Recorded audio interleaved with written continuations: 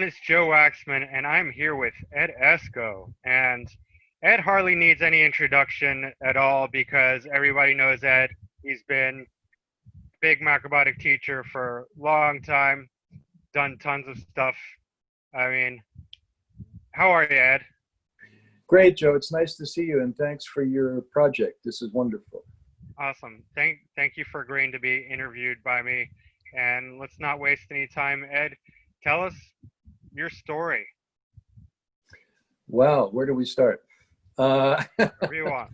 Well, let's start with macrobiotics because that's everyone's interest today. So it goes back to the late 60s, Philadelphia, studying yoga with Amrit Desai, who was the founder, went on to found Kripalu. He had a small studio in Germantown. And we had a small class, about 12 friends. And through study of yoga and Ayurveda and Vedic, the philosophy, I branched out into self-study of Zen and Buddhism and things like that. And then from that, arrived at macrobiotics. And that time was called Zen macrobiotics. George Osawa had used that terminology to promote. So it all started with diet number 7. That meant the rice fast. And then the rest was history. I heard Michio lecture in Philadelphia. Your dad was involved in helping set that up. Herman Ihara came through. And even one summer before I left for Boston, Lima Osawa came down to Philadelphia, and there was a beautiful party in Chestnut Hill. Must have been about 50 or more young friends gathered with Lima Osawa. And it was quite a thriving community in Philadelphia at that time, really quite active. There was a scene in downtown.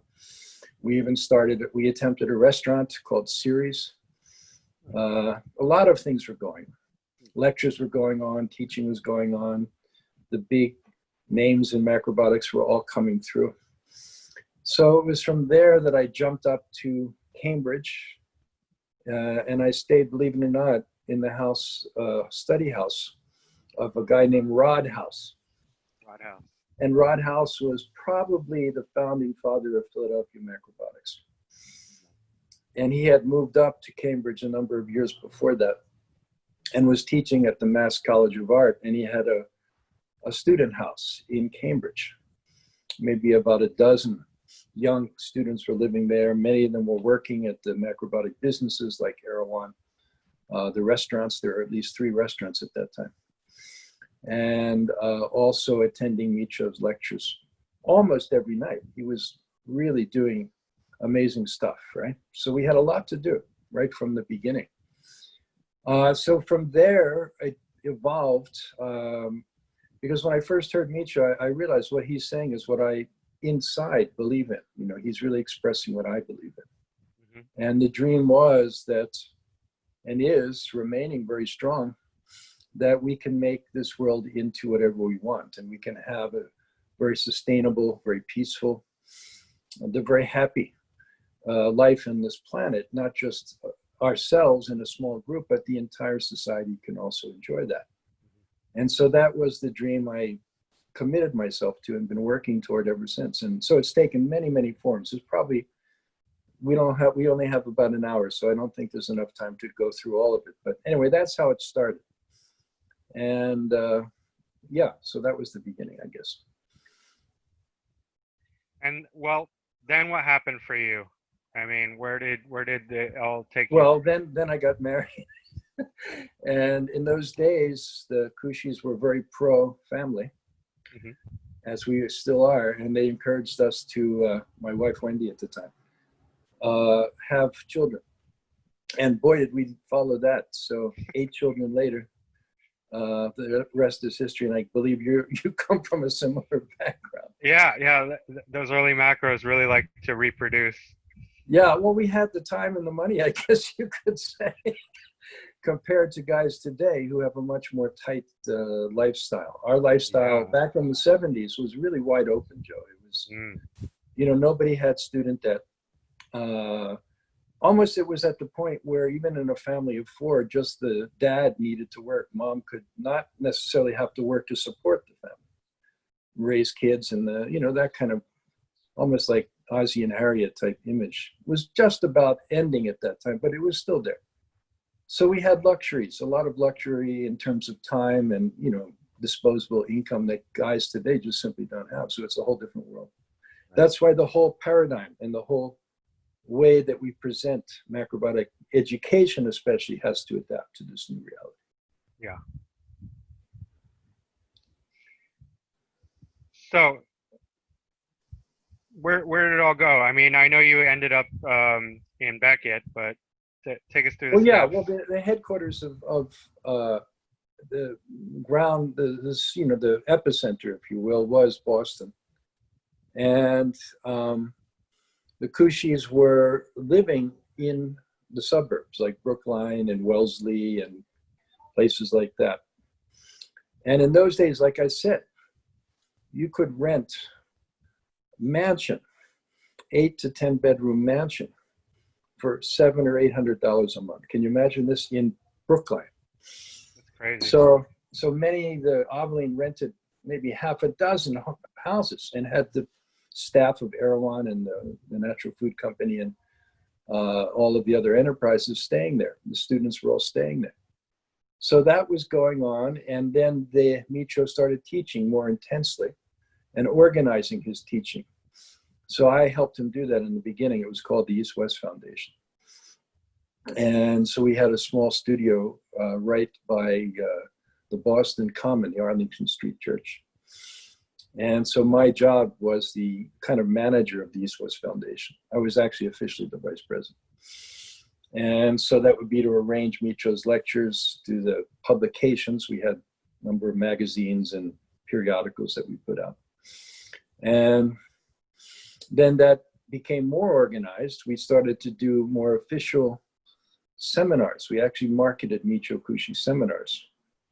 He was very keen on presenting Oriental medicine and macrobiotic medicine to the medical world.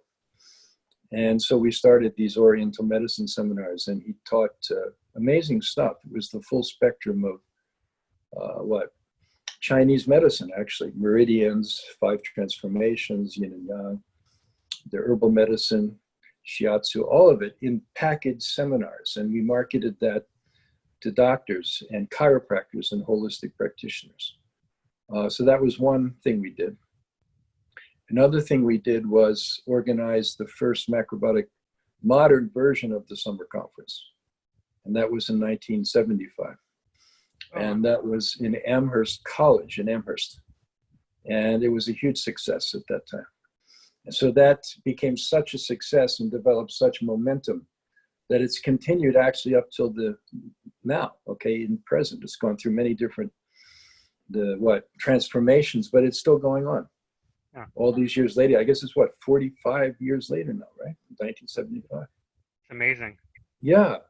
And so that went on. And also I organized Michio's first seminars in Europe. The head of the British Acupuncture Association came over around that time. And that's when we were doing the seminars for the chiropractors and doctors. So we took that model and used that for seminars, originally in London, because he was headquartered in London. So that was Michio's first trip to Europe. Now, many of the later teachers who came from Europe, people like Adalbert and who else? Other people over there. Bill Tarr was involved also on his end, setting it up. Were involved, but that's launched his European program. And he and Aveline would go off.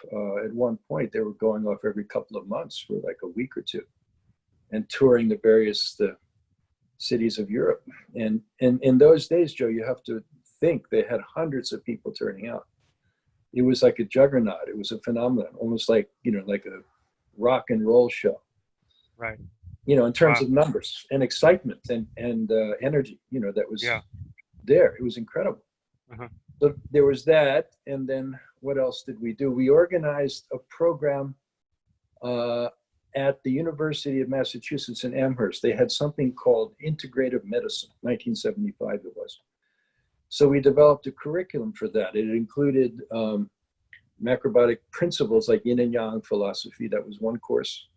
Another was macrobiotic diagnosis, macrobiotic cooking, shiatsu massage.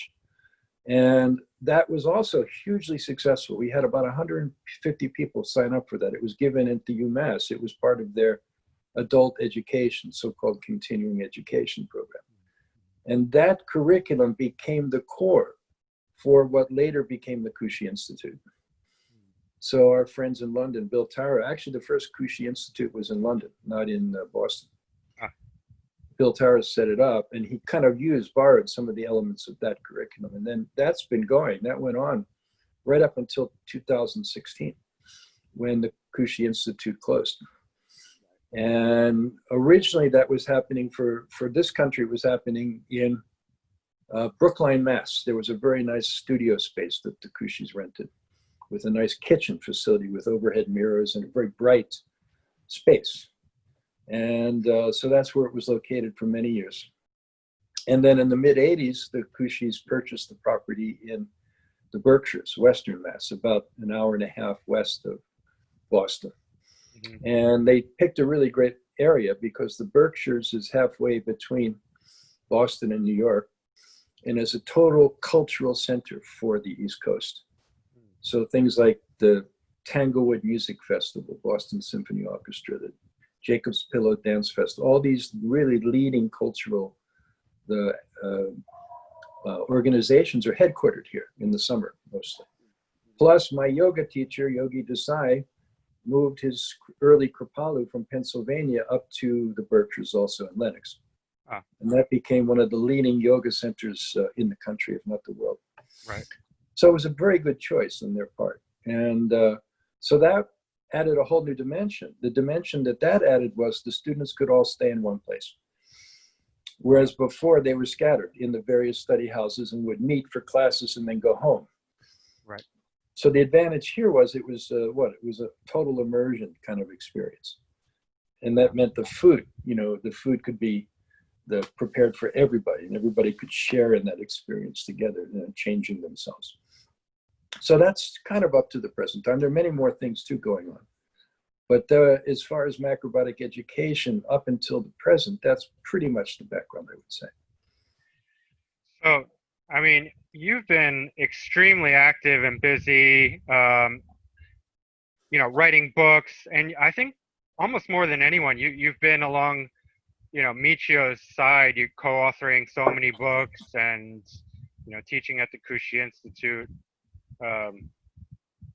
What was that? I mean, what was that like? Why were you so close? Whereas other people spread out, you stayed so close to Michio. So is there anything you can say about that? Well, we're both born in the year of the tiger, so there's a bit of that shared energy. Mm-hmm. Both were the soil energy in the 9-star key, so a little bit of shared energy was there. Or maybe it was that in a previous life, maybe on the lost continent of Atlantis, we were doing things. I don't know, but something like that. Some kind of shared memory, I think. And that memory was that the world and the earth was something like paradise in the ancient past, before recorded history. And all kinds of wonderful things were there. There were no particular nations. The world was one world. Humanity was one humanity with a unified cosmology. And that cosmology is the cosmology of yin and yang, which has survived, up to today. And macrobiotics, I think, our macrobiotic teachers maybe have developed it more than anybody else. Because for many people, Joe, it's an academic exercise. Mm-hmm. Even like graduates of the traditional Chinese medicine, things like yin and yang are kind of academic, something outside of yourself that you see on a blackboard and you memorize, right? Right. For example, like 5 transformations charts, 5 energies charts. These are things that are memorized and not really explained as part of our day-to-day experience, Mm-hmm. So I ask students all the time, please tell me if you know of one person in the world who doesn't know yin and yang. And of course, many of the female women students say, my husband. I said, beside him, is there anybody else who doesn't know yin and yang? And they think, well, we don't know, people who aren't in our course. No, I say, no, that's wrong. Everybody knows yin and yang. Everybody puts their left foot forward, their right foot back. Everybody goes to bed and wakes up, hopefully in tune with the day and night cycle. When it's cold outside, everybody bundles up. When it's hot summer, everybody takes their clothes, makes their clothes lighter, right? Everybody knows intuitively yin and yang. What we're doing is just showing that this part of our experience, which is universal, is linked to everything else. In other words, everything is linked according to the order, this law, which we call yin and yang. And from that linkage, expanding that out towards the macrocosmic universe and also in towards the microcosmic universe and unifying all of it.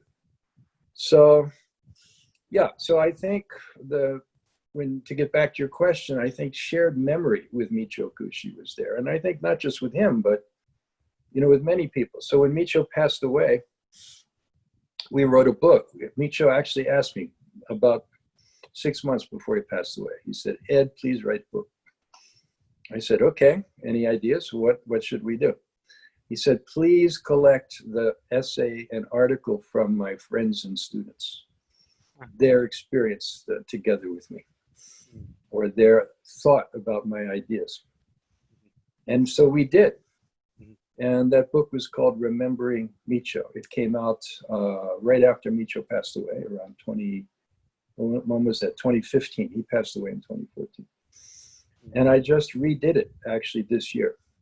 I don't know if you saw the new edition, but it's got a new cover and it's really beautifully designed inside. A couple of new essays are included.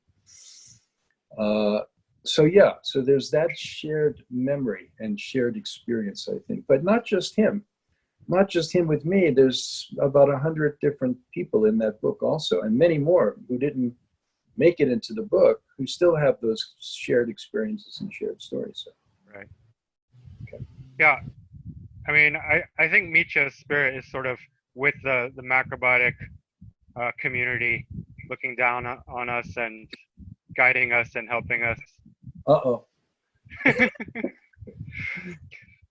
But can we put some kind of shield so he can't see what we're doing? Is there I don't know if that's possible.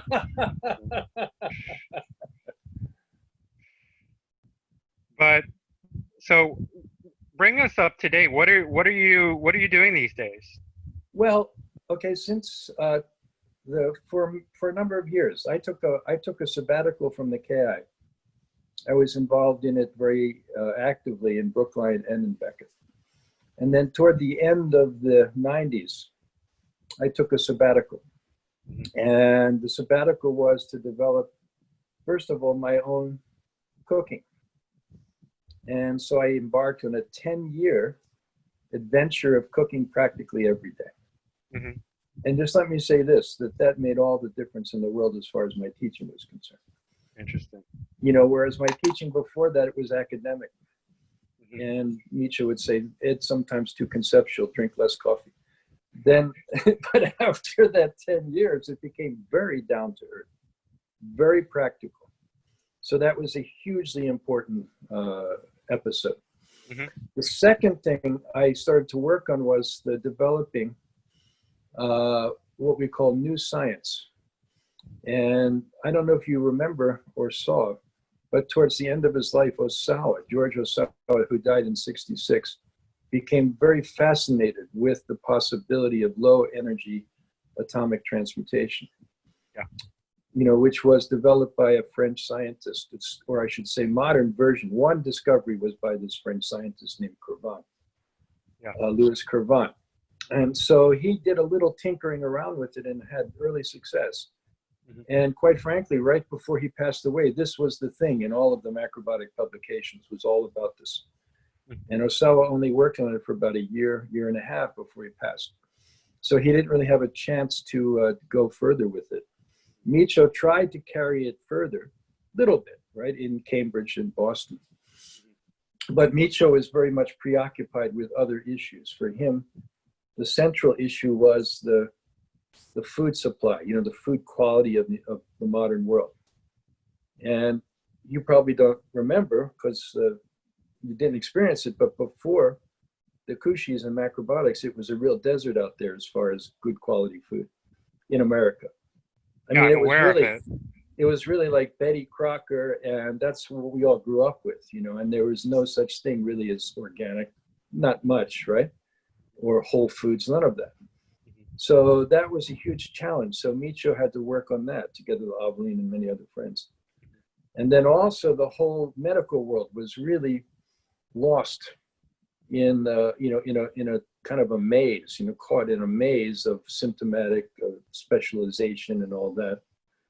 So there was no unifying holistic approach really, except for here and there were certain, you know, small efforts. So his second challenge was to create a whole new approach to health and healing on top of that, you know, and that's still very much going on and totally relevant. I mean, it's more relevant now than it's ever been, actually.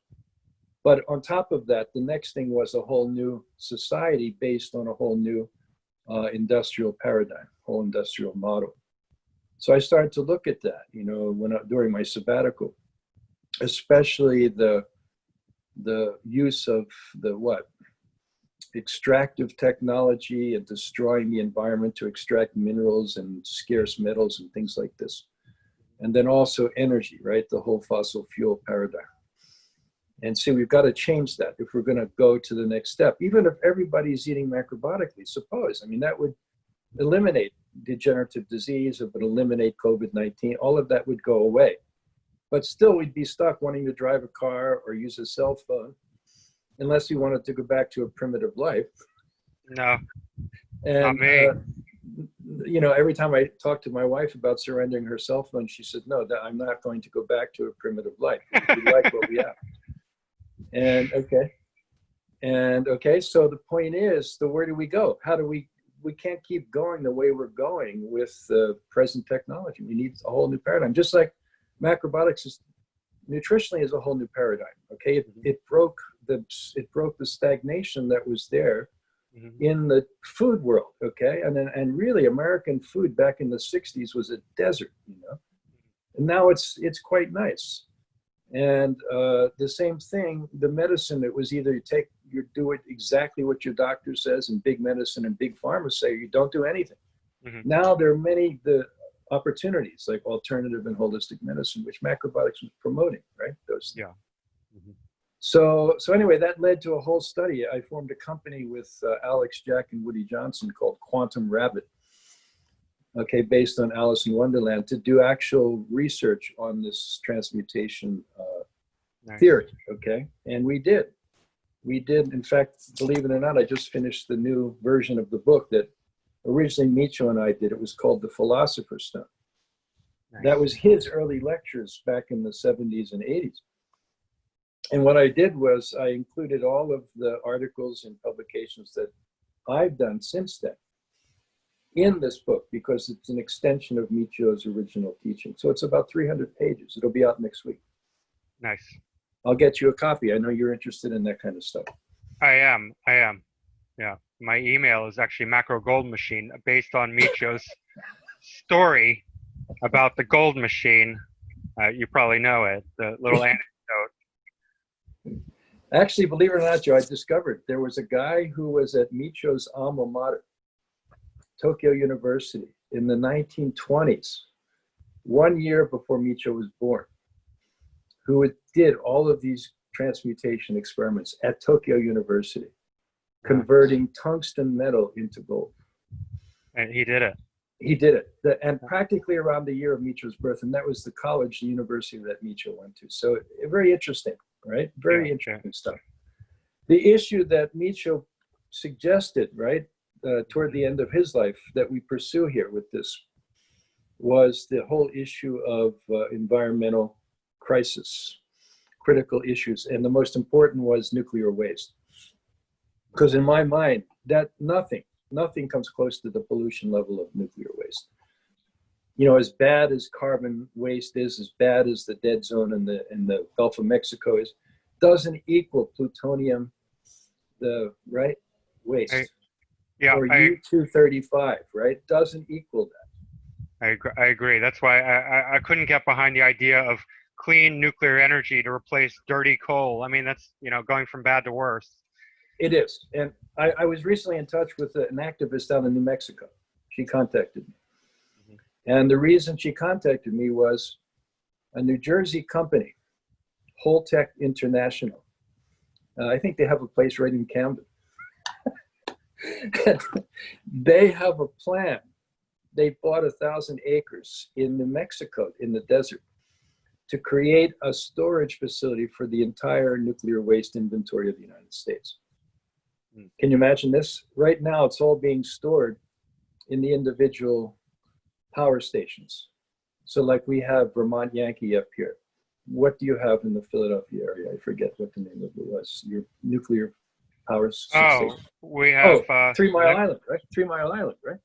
Well, there's Limerick, I think. Okay. Anyway, there's 3 Mile Island, but 3 Mile Island's the famous one, right? Out by Harrisburg, right? Yeah. And they're storing all this waste, like 500 tons of this waste in each the power station. So the idea is take it out from there and truck it or train across the United States. In Camden. Across native New Mexico tribal lands. Can you imagine this? So the native tribes in New Mexico are up in arms about this, right? Mm-hmm. The activists in New Mexico's a spectacular place, and they're very up in arms about this. And of course, by the way, we all know New Mexico is where nuclear power started. It started in the Manhattan Project, which was in New Mexico. That's where it all began. So kind of karmic in a way, right? But meanwhile, they're up in arms. So the lady contacted me. She's part of an activist group because the scientist friend told her that really transmutation may be the only way out, for solving this. And they had heard that we had developed a proposal for nuclear waste remediation, not to be done in one central place, but spread out in each of the individual places. So nothing has to be moved around. And our proposal was to develop units, like a unit the size of a car, which could then be shipped out to each nuclear power station, and then they start remediating their own waste, converting it into a non-radioactive metal. And we have formulas for that.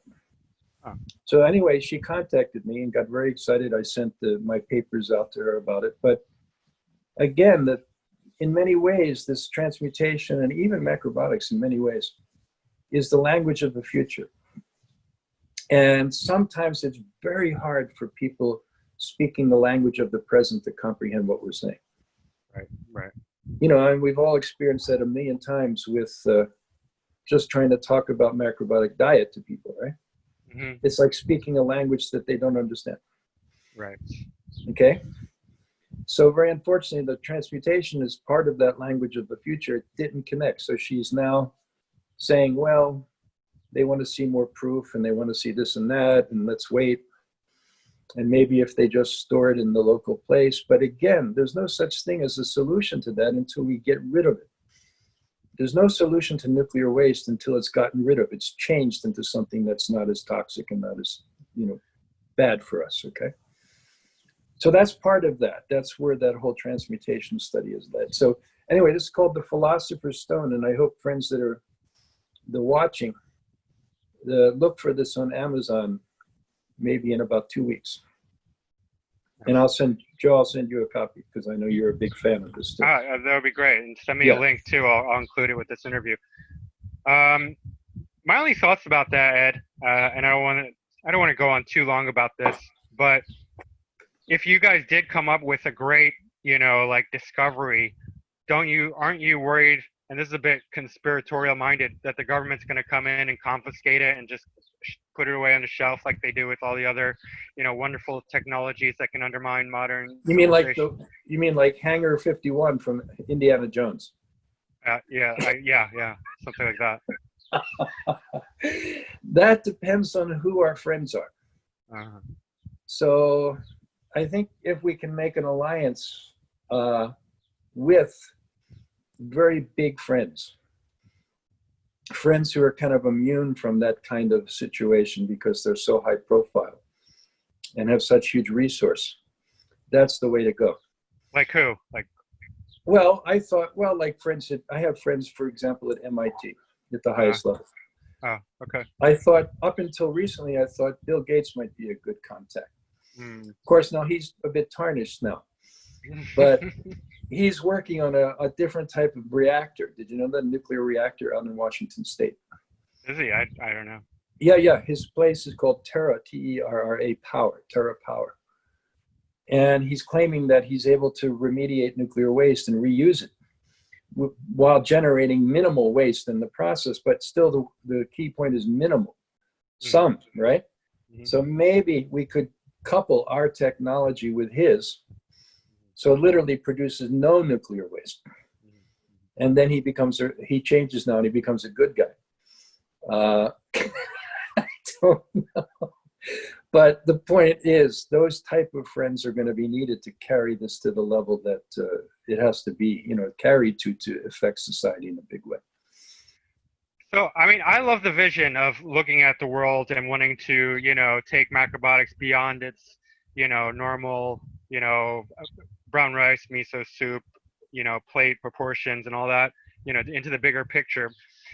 But so let's just carry this further. What is the big vision for macrobiotics in your mind, beyond what we've all right, well, talked the about first already? step, well, Joe, the first step is, again, we have to kind of reverse engineer what Michio did in a way.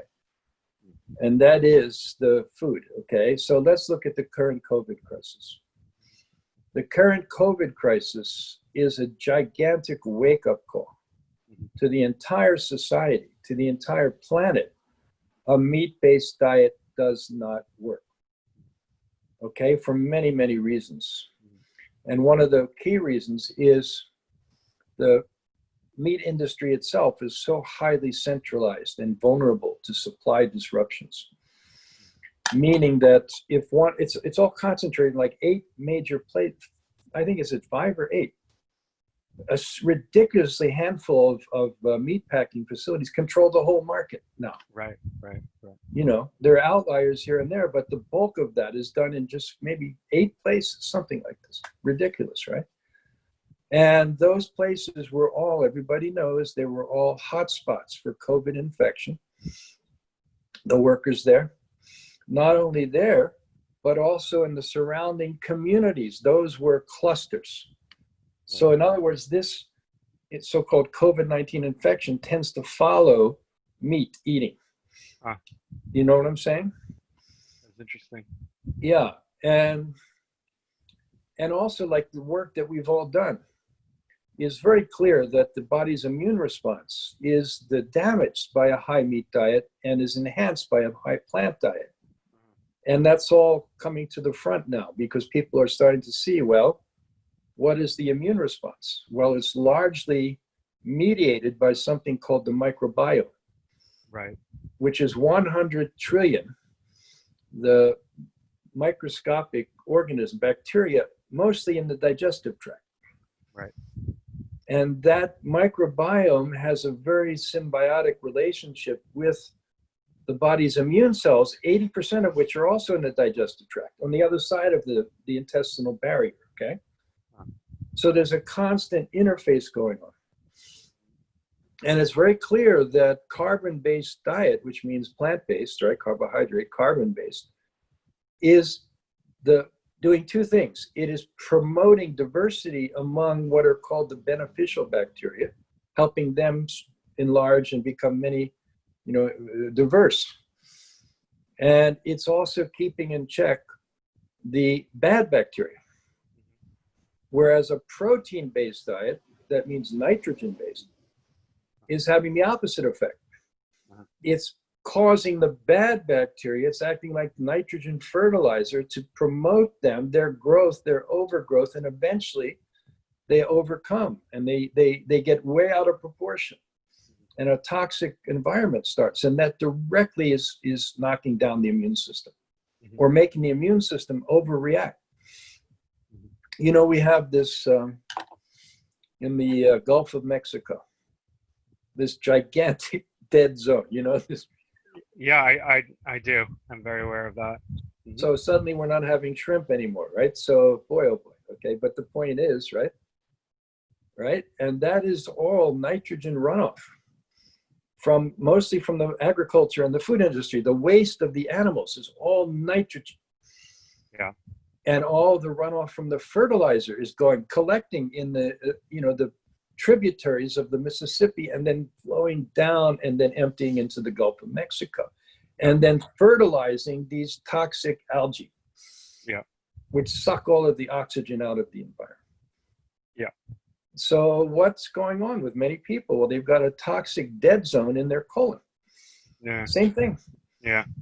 So their immune system is either very much weakened or it's overburdened all the time, resisting these bad bacteria. Can you imagine this? All the time inflammation is taking place. So when something like COVID appears, then there's no defense against it. Whereas a healthy immune system, carbon-based biome and immune system, doesn't even bat an eyelash, just deals with it as part of day-to-day, normal challenges in day-to-day life, which we overcome all the time. Right. So what is this leading to? Well, it should be leading to the global awareness that it's time to let that way of eating go. Yeah. Literally go. Yeah. I was somewhat hoping that they would go bankrupt. They couldn't get workers to go in there, and there's no more the meat, literally, okay? And McDonald's shuts down, or everything is now plant-based, right? That was my hope. So that has to happen, Joe. It's either going to happen through this or some other challenge. That's coming. There's no way around that. Right. But the thing for macrobiotics is this. Even if they acknowledge that it has to be plant-based now, or even vegan, so many people, right? Mm-hmm. What does that mean? That doesn't mean much. All it means is, well, we're not eating any of the animal food, and we agree with you on that. We agree with them on that, right? We don't want any part of that dirty, filthy, miserable, sick system, right? The modern day food system. Right. But what do we do after that? How do we design a sustainable diet? Like many of these vegans don't know what they're doing. They're wandering in the wilderness, okay? They're having smoothies every day. They're having chocolate every day. You know what I'm saying? They're not ecological, and they're not environmental, and they're not even matching our human needs in terms of what they're doing food-wise. Vegan mac and cheese. This is where you come in, and you guys come in, is to educate them, especially the younger group, educate them on what is the next step after we get rid of all the bad stuff. Now, where do we go? Mm-hmm. Mm-hmm. And macrobiotics has the answer, and it's always had that answer. It just has to be translated, from the language of the future, right? Because it is, right? Yeah. Into the language of the present, so that everybody can understand it. Mm-hmm. So that's the first step, is the change of the food system. And then second is education about the clear relation between food and health. All right. And that means reformation of the medical system. Mm-hmm. And we've seen some of that already. Doctors like Dr. Bernard and Neil Bernard and Colin Campbell, people like this, right? Yeah. Dr. McDougall, etc. They're taking steps, and they're doing a great job. But they're still a minority, and they're still not the majority, not mainstream. Yeah. And some people like to try and debunk some, say it's all, nonsense or made up. But yeah, well, there's also, because they don't have our unifying principles, so there's often conflict, or there's like a partial awareness, maybe going in a good direction, but it's not complete enough, it's not whole. Right. Okay. I point out to people the whole idea of whole foods originated with whole grain. Whole grain was the original whole food. Right. Yeah. So we never forget that. But the modern day, the whole foods people or vegan or whatever have forgotten. Whole grain is the origin of that concept. Mm-hmm.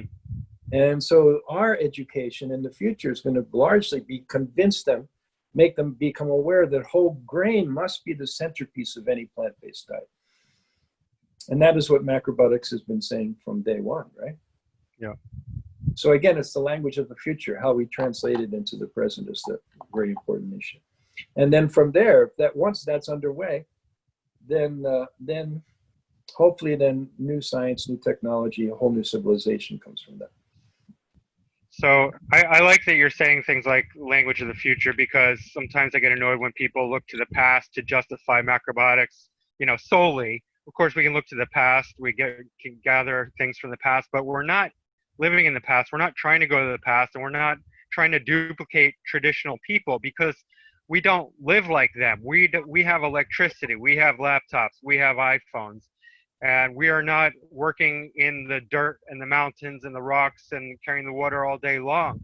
And so there's no No, way we can compare ourselves to traditional people or traditional diets. We have to look actually more futuristic, because I think like you, macrobiotics belongs in the future. It belongs right now, but it really belongs in the future.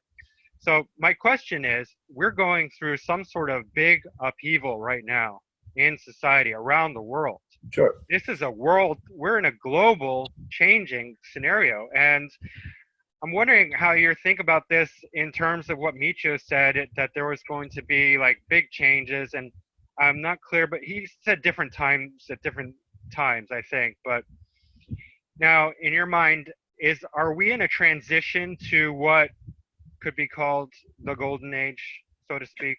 Yeah, there are. In my other book, I just reissued Nine Star Key with Michio. Just came out. Check that out too. There's two important dates coming up. One is 2036. That's 16 years from now. Mm-hmm. And the other is 2102. Mm-hmm. So that's what, 82 years from now. Mm-hmm. I'm hoping to be around for 2036. I have to behave more. But I'm hoping to be around for that. But 2102, probably not. unless I read your dad's book on longevity and I really practice well. But the point is, okay, that date, 16 years from now, is also enshrined in a timeline in the Great Pyramid. Really? I found out, yeah, through the Edgar Cayce people were discovering this. Wow. And that timeline goes back to the beginning of human appearance on the earth, and then has markers all the way through. Most of it's unknown, but the recent part is marked out very well, including 20th century, all the stuff that went on there, up to the space age and everything else. And then it goes up and then ends, believe it or not, 2038. 2 years different from Michio's 2036, right? Mm-hmm. And after that, nothing. Mm. And Michio's spiral of history comes to the center in 2036. After that, all he really said was a reverse spiral starts.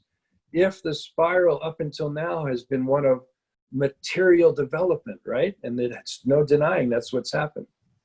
Mm-hmm. In the modern diet, meat-centered diet is very much okay, materialistic, right? Whereas plant-based is spiritual. Mm-hmm. He said, all of that's converging, and then we go through that, and then the opposite spiritual age begins. Okay, whole new evolution begins. Mm-hmm. So yes, we're very much in transition now. Yeah. And the next 16 years could be the most crazy time of all in our entire history. Yeah.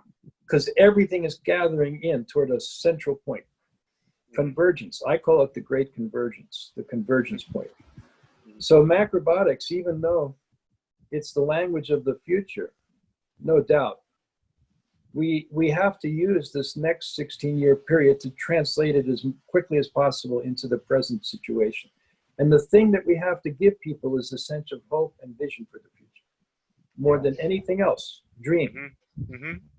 COVID-19, Joe, was clustering and most severe among people who have very little hope. Like, the workers at the meatpacking plant. Can you imagine how much hope is there in their life? Every day you go to help, right? You're in help. Every day, right? The scared animals are coming in and they're being tortured. Every day you're living off of death, okay? Yeah. That's where it's a cluster. Another cluster was the senior citizens' homes. Very sad, right? Abandoned by their family, they can't get out of bed, right? Isn't it? People dying down the hall. The hope is down. They're not getting out in the sun, right? Okay, isn't it? Mm-hmm. And then third cluster was prison, penitentiaries. Mm. Why? Well, really bad diet, okay? The worst of the worst. Unfortunately, we tried to change that, by the way. And that environment is a very low hope environment. Right. So macrobiotics is the opposite of that. It is nothing but golden, shining, bright hope for the future. That has to be presented. Otherwise, we risk everybody going into the downward spiral of despair and depression. Mm-hmm. You see, that's where macrobiotics comes in, is that vision and hope for the future post 2036. What's coming after that? I like that, because I think that people who really grasp the macrobiotic vision and understanding have this connection to the future. We're already almost living. We're here to cater the future in a sense, because I think macrobiotics belongs in the next era.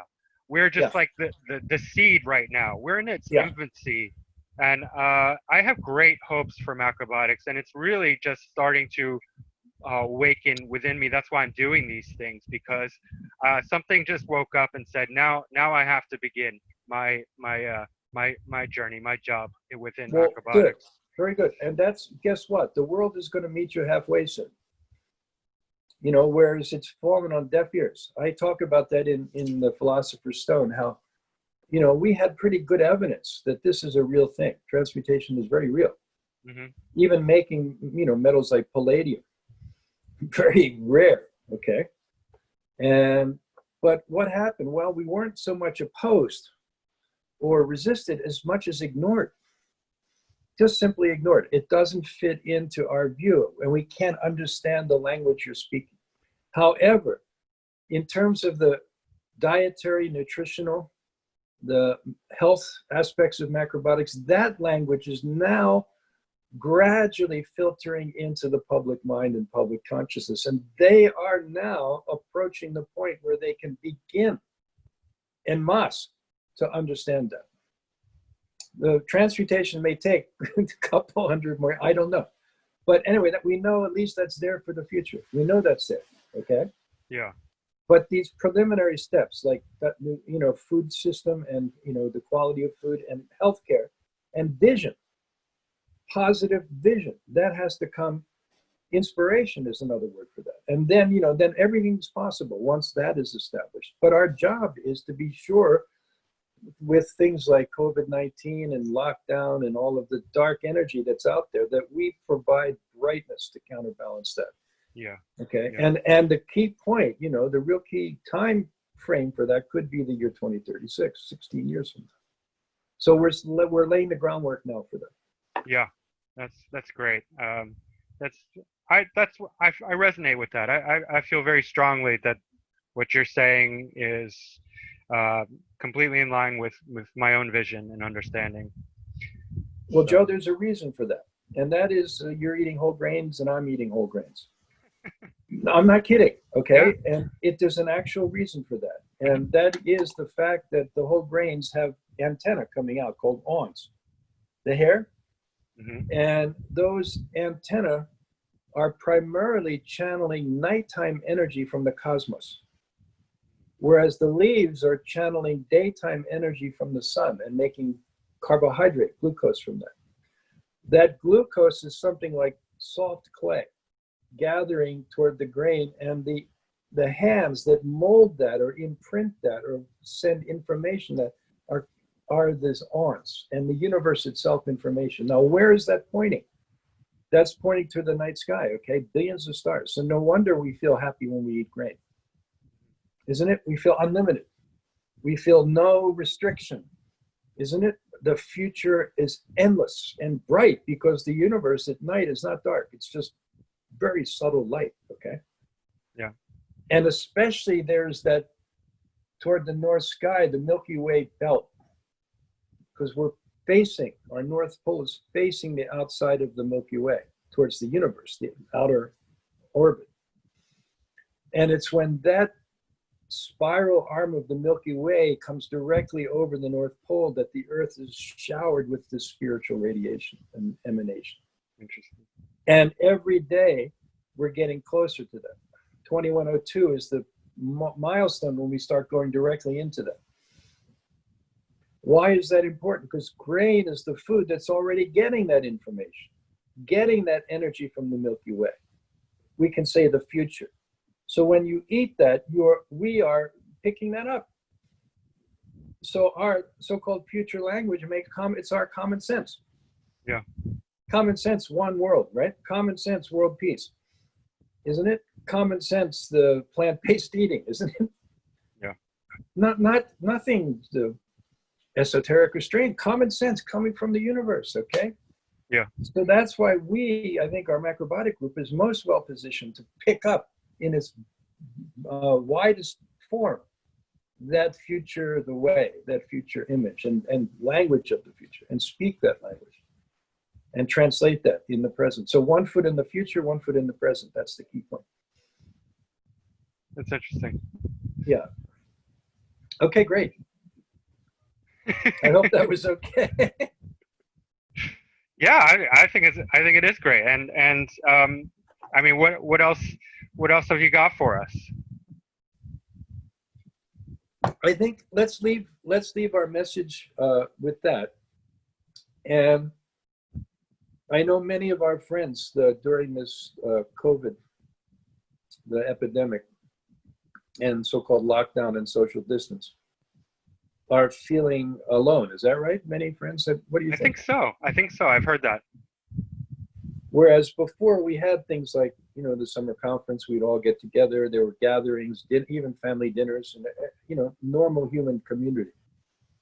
So let's see, what is the meaning? What is the word alone? ALONE, right? Well, if we simply add one more L and separate that, we get the word all one.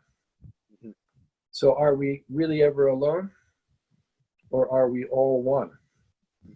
So let's figure out some meditation or some way, like you were saying, more psychic, so we can gather and begin to feel a sense of oneness with our community and with our friends all over the world. So I'm going to leave you with that message: alone or all one. Let's remember that we're actually always one with everything, especially our community and our friends. Very good. Okay, thank you. Well, Ed, this has been great talk, very inspiring. I love your vision. I love your big picture view about things. And guys, you can reach me at my website, themacrobioticdiet.com. If you want to book an appointment with me, I do macrobiotic and astrology sessions. My mom is holding a class August 15th at 10 a.m. What is family unity? She wants to talk about the importance of family. Tune in for that, because she is. If I may comment, Judy Waxman is one of the pioneers of macrobiotics and was the reason that Dr. Anthony Sotolaro cured his cancer, and the reason why macrobiotics became so well known in the 1980s because of that. That Judy Waxman was the real source of that. I'll tell her you said that. Thank you, Ed. Thank you. So yeah, and what else, Ed? Do you have any links or any plugs or anything you want to mention or anything? Oh yeah, the school, our online courses, which once the KI, the Kushi Institute, stopped, I continued the level program online. It's called the International Macrobiotic Institute. It has 3 levels. And it's internationalmacrobioticinstitute.com. Sorry, it's a little long. I'm going to have to shorten that in the future, but internationalmacrobioticinstitute.com. So that's one website where you can get ideas. Also Facebook, I'm on Facebook, and the IMI, International Macrobiotic Institute, is also on Facebook. So that's, for now, I think, good. And also we have the summer conference coming up. Did you know that, Joe? It's coming up next week, I believe, right?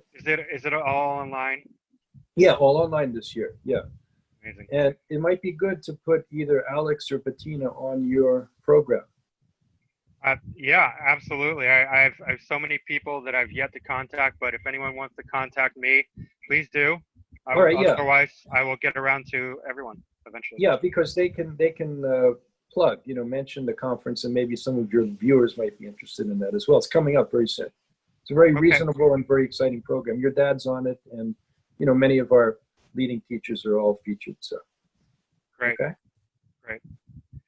Excellent, Ed. All right. Wonderful Thanks, talking Joe. to you. Nice to see you again. I enjoyed this very much. So thank you. Thank you. Okay. Be well, and best to all of our friends. Yes. Thank you. Okay. Bye-bye. Bye-bye.